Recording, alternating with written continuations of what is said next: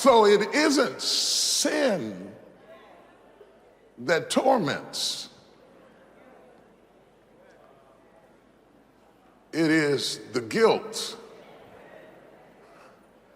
the weight, the burden of sin,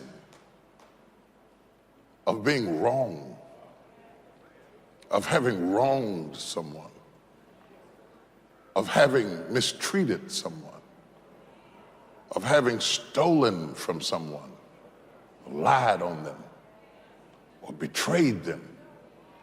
It is not the sin, it is the guilt, the aftermath, the fleeting thoughts, the struggling of a tormented soul, wrestling with your behavior and struggling with your choices.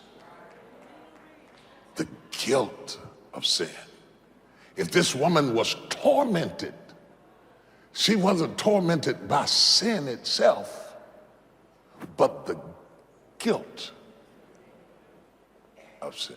Now, if sin has guilt, and we have all sinned, I think, then it's safe to assume that we have all had guilt. Guilt has torment. Guilt has pain. Coulda, woulda, shoulda. Has driven people to liquor bottles. It's driven people to stick needles in their arms.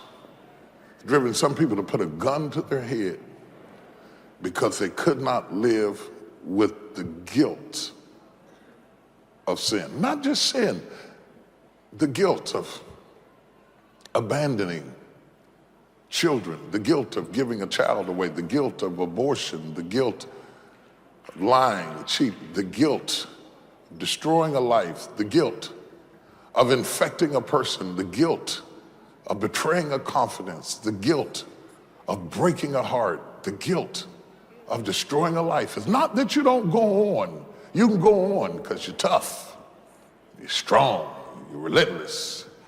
Strengthen your back, hold your head up, you're riding above it. But nobody knows the weight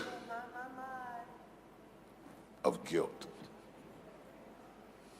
Comes out in our behavior, comes out in our temper tantrums, comes out in our hostility, comes out in our pride, comes out in our arrogance, and beneath all of these trappings, down at the root, there's guilt.